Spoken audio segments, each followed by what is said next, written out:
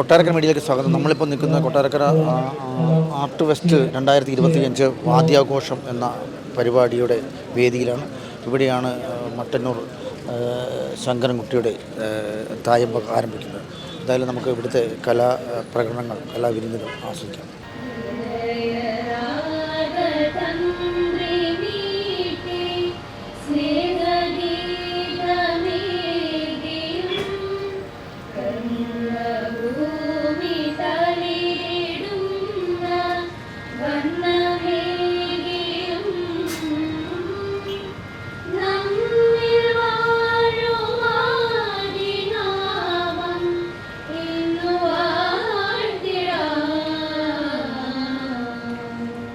കൈതപ്പുറം ദാമോദരൻ അവരും വീട്ടുമുരളി തുടങ്ങിയവർ എന്ന പരിപാടിയിൽ പങ്കെടുത്തു.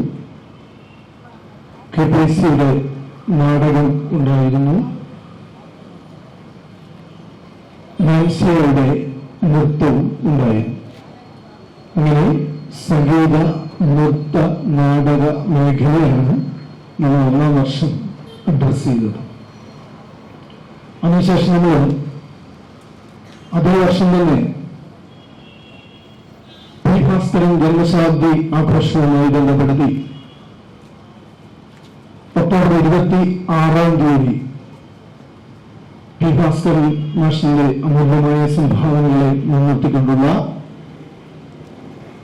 സെമിനാർ കുട്ടികളുടെ ഭാസ്കരൻ മാഷിന്റെ പാട്ടുകളെ കേന്ദ്രീകരിച്ചുള്ള ഗാന അവതരണം. നല്ല തുക സാംസ്കാരിക വകുപ്പിൽ നിന്ന് നേടിത്തരാൻ നമ്മളെ സഹായിച്ചത് നമ്മുടെ പ്രിയങ്കരനായ മന്ത്രി ശ്രീ ബാലഗോപാലാണ്. സ്വാഭാവികമായിട്ടും കൊട്ടാരക്കരയുടെ സമഗ്ര വികസനവുമായി ബന്ധപ്പെട്ട് കൊട്ടാരക്കരയിൽ ഇന്ന് തന്നെ ഇപ്പം തന്നെ തൊട്ടു മുമ്പ് താലൂക്ക് ആശുപത്രിയായി ബന്ധപ്പെട്ട് വലിയൊരു ഉദ്ഘാടന കർമ്മം നിർവഹിക്കുകയുണ്ടായി. നമ്മുടെ കൊട്ടാരക്കരയുടെ സാംസ്കാരിക രംഗത്ത് അടക്കം കൊട്ടാരക്കരയുടെ മുഴുവൻ മേഖലയിലും അദ്ദേഹത്തിൻ്റെ കയ്യൊപ്പ് ചാർത്തിക്കഴിഞ്ഞു. കൊട്ടാരക്കര വികസനത്തിൽ അദ്ദേഹം നിയമസഭാ സാമാജികനായതിനു ശേഷം വന്ന വികസനത്തെ സംബന്ധിച്ച് ഏവർക്കും അറിയാവുന്ന വിഷയമാണ്. ഞാൻ അതുകൊണ്ട് അതിലേക്കൊന്നും കടക്കാൻ ആഗ്രഹിക്കുന്നില്ല. ഇന്ന് ഒരു പക്ഷേ ഇത്തരത്തിലുള്ള ഈ സായം സന്ധ്യയിൽ ഇത്ര മനോഹരമായ ഒരു ചടങ്ങ് സംഘടിപ്പിക്കാൻ കഴിഞ്ഞതിൽ അതിയായ സന്തോഷമുണ്ട്. ഒരു പക്ഷേ പ്രതികൂല കാലാവസ്ഥയായിട്ട് പോലും ഇത്രയധികം ആൾക്കാരെ പങ്കെടുപ്പിച്ചു, ഇത്രയും മഹാപ്രതിഭകളെ പങ്കെടുപ്പിച്ചുകൊണ്ട് നമുക്കൊരു വേദി സംഘടിപ്പിക്കാൻ കഴിഞ്ഞതിൽ അതിന് കാരണക്കാരനായിട്ടുള്ള ശ്രീ ആനേർ പ്രസാദിനോടുള്ള നന്ദി കൂടി അവസരത്തിൽ അറിയിച്ചുകൊണ്ട് ഈ യോഗം ഔപചാരികമായി ഉദ്ഘാടനം ചെയ്യുന്നതിനായി ഏറെ ബഹുമാനായ ശ്രീ KN ബാലഗോപാലിനെ ക്ഷണിക്കുകയാണ്. ഏറ്റവും സംഗീതസാന്ദ്രമായ താളനിബദ്ധമായ പരിപാടികൾ കേൾക്കാനായി കാത്തിരിക്കുകയാണ് പത്മശ്രീ മട്ടന്നൂർ ശങ്കരൻകുട്ടി അവറുകൾ. വേദിയിലുള്ള വളരെ ബഹുമാനായ അതിഥികളുണ്ട്. ഞാൻ എല്ലാവരുടെയും പേരെടുത്ത് പറയുന്നില്ല. നമ്മുടെ മുൻ മുനിസിപ്പൽ ചെയർമാൻ SR രമേശ്, നമ്മുടെ ഇന്നത്തെ പരിപാടി സംയുക്തമായിട്ട് നടത്തുന്ന ഇത് കഴിഞ്ഞിട്ടുള്ള ആർട്ട് ഫെസ്റ്റിവൽ ഇത് തുടർന്ന് ഇവിടെ നടക്കുകയാണ്. അപ്പോൾ ഏറ്റവും പ്രമുഖരായിട്ടുള്ള വ്യക്തികളെല്ലാം പങ്കെടുക്കുന്നതാണ്. ഇവർ രണ്ടുപേരും കൂടിയുള്ള ഫ്യൂഷൻ പരിപാടിയല്ലേ?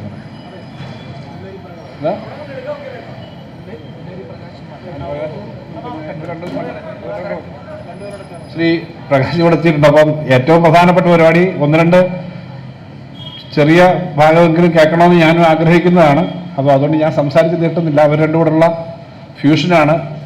ഞാൻ വിദ്യാർത്ഥി സംഘടനാ പ്രവർത്തകനും യുവജന സംഘടനാ പ്രവർത്തകനും ഒക്കെ ആയിരിക്കുന്ന കാലം മുതലേ ശ്രീ മട്ടന്നൂരിൻ്റെ ഫ്യൂഷൻ പരിപാടികൾ തിരുവനന്തപുരത്ത് നമ്മുടെ കനകക്കുന്നിൽ നടക്കുന്ന ഉൾപ്പെടെ അന്ന് പരിപാടികൾ ഞങ്ങളൊക്കെ കാണുന്നതാണ്. കഴിഞ്ഞ ദിവസം ഞാൻ ചോദിക്കുകയായിരുന്നു, ഇന്നിപ്പോൾ വലിയ ടീമുണ്ടോ? ഇല്ല, ടീമില്ല, ഞങ്ങൾ രണ്ടും മാത്രമേ ഉള്ളൂ. കഴിഞ്ഞ ദിവസം 51 പേരുടെ താളമാണ്, വലിയ മേളമാണ് കൊല്ലം ജില്ലയുടെ 75-ാം വാർഷികവുമായി ബന്ധപ്പെട്ടുള്ള പരിപാടിയിൽ സംഘടിപ്പിച്ചു. അപ്പം ഞാൻ ചോദിച്ചു, അത്രയും വലിയ ആളാണ്? അത്രയല്ല, 151 പേരാണ്. ഞങ്ങൾ 151 പേരുടെ ചെണ്ട വാദ്യം കൂടിയാണ് സാധാരണ നടത്തുന്നത്. അപ്പോൾ തൃശ്ശൂർ പൂരത്തിന് ഒരു സൈഡിൽ 251 പേരും ഇപ്പുറത്ത് 151 പേരും, അങ്ങനെയുള്ള 202 പേരും, ഇങ്ങനെയൊക്കെയുള്ള വലിയ ലോകത്തെ ഏറ്റവും നമ്മുടെ നാട് കേരളത്തിൻ്റെ പ്രത്യേക സ്നേഹം കൊണ്ട് ഞാൻ പറയുന്നതല്ല, എല്ലാ മേളവും ചെണ്ടയ്ക്ക് താഴെ എന്നൊരു പ്രയോഗം തന്നെയുണ്ട്. അത് കേരളീയനായതുകൊണ്ട് നമ്മുടെ നാട്ടിലെ അസുരവാദ്യം എന്നാണല്ലോ സാധാരണ, അങ്ങനെയൊക്കെയാണ് ഇപ്പോൾ പറയാൻ പറ്റുന്നതെന്ന് എനിക്ക് അറിഞ്ഞുകൂടാ. പക്ഷേ പ്രയോഗത്തിൽ ഇങ്ങനെ പറയുന്നത്. അപ്പോൾ ഏറ്റവും കേരളത്തിന് ഏറ്റവും പ്രശസ്തമായിട്ടുള്ള ഈ കലാകാരന്മാർ രണ്ടുപേരോട് അവരുടെ എത്രയോ വർഷങ്ങൾക്ക് മുമ്പ് ഈ ഫ്യൂഷൻ വളരെ എഫക്റ്റീവായിട്ട് നടത്തിയിട്ട് കേട്ടിട്ടുണ്ട്. അപ്പോൾ അവർ എല്ലാം ഉണ്ട്. അവർ നമുക്ക് കേൾക്കുക എന്നുള്ളതാണ്. ഞാനതുകൊണ്ട് ദീർഘിപ്പിക്കുന്നില്ല. സന്തോഷകരമായൊരു കാര്യം, കൊട്ടാരക്കരയിൽ ഈ ഭാമിനി കൾച്ചറൽ സെൻ്ററിൻ്റെ ഭാഗമായി അവിടുത്തെ വിദ്യാർത്ഥികൾ, അവിടുത്തെ രക്ഷകർത്താക്കളുണ്ട്, മറ്റുള്ളവരുണ്ട്. നമുക്ക് ഈ മഴയിൽ നിന്ന് പെയ്തു എന്നുള്ളൊരു ബുദ്ധിമുട്ടുണ്ട്. കുറച്ച് മഴയുടെ ഒരു പ്രശ്നമുണ്ട്. മഴ പെയ്തെങ്കിലും ഇപ്പോഴത്തെ ഈ ചൂടത്ത് ഈ മഴ വളരെ പ്രധാനമാണ്.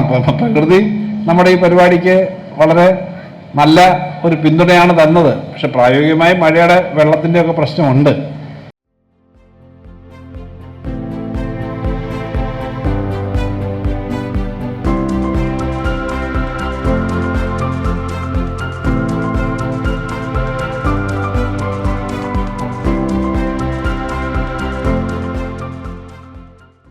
കൊട്ടാരക്കര നഗരസഭയിൽ ഭാമിനി കൾച്ചറൽ സൊസൈറ്റിയിൽ ചേർന്ന് നടത്തുന്ന വലിയ ഒരു ഉത്സവം, അങ്ങനെയാണ് ഇതിന് പറയേണ്ടത്.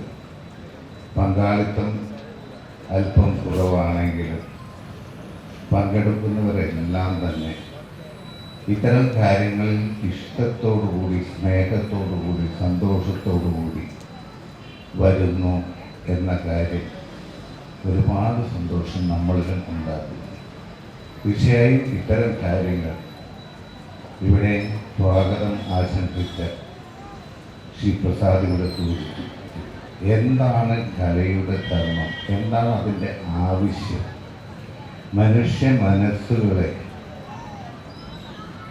ഒരുപാട് വിഷമങ്ങൾ വരുന്ന ഘട്ടത്തിൽ ചെറിയ ഒരു സമാധാനം മനസ്സിൽ ഉണ്ടാവാനുള്ള വിഷയമാണ് കല എന്ന കാര്യത്തിൽ സൂചിപ്പിച്ചു. തീർച്ചയായും അതാണ് കലയുടെ പ്രാധാന്യം. എല്ലാ രക്ഷിതാക്കളും, അത് ഏത് കലയായാലും കുഴപ്പമില്ല, അത് വാദ്യമായാലും സംഗീതമായാലും നൃത്തമായാലും സിനിമയായാലും ഏത് വിഷയമായാലും ഒരു കല അഭ്യസിക്കുക. ഇല്ലെങ്കിൽ രക്ഷിതാക്കൾ തങ്ങളുടെ കുട്ടികളെ ഒരു കല പഠിപ്പിക്കുക എന്ന വിഷയം എല്ലാ രക്ഷിതാക്കളും ചെയ്യണമെന്ന ഒരപേക്ഷ കൂടി എനിക്കിവിടെ പറയാനുണ്ട്.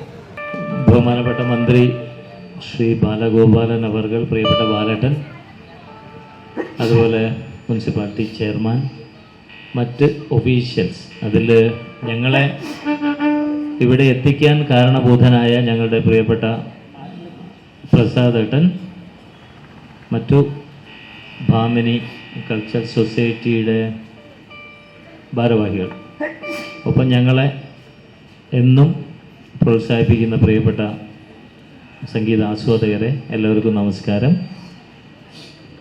കുറച്ച് സമയം ഇതിനങ്ങനെ ഒരു ഒഫീഷ്യൽ ഫോർമാറ്റിലല്ല നമ്മൾ ഈ പോകുന്നത്. നിങ്ങൾ പറയുന്ന പാട്ടുകളും കാര്യങ്ങളും പ്രാരബ്ധമൊക്കെ ആയിട്ട് നമുക്കിങ്ങനെ കുറച്ച് നേരം സന്തോഷമായിട്ടിരിക്കാം. അല്ലാതെ ഞങ്ങൾ പ്രാക്ടീസ് ചെയ്ത് പഠിച്ചിട്ട് വന്ന ഫ്യൂഷൻ പീസുകളും അതൊരിക്കലും ഞങ്ങളെ നിങ്ങളിൽ അടിച്ചേൽപ്പിക്കാൻ പോകുന്നില്ല.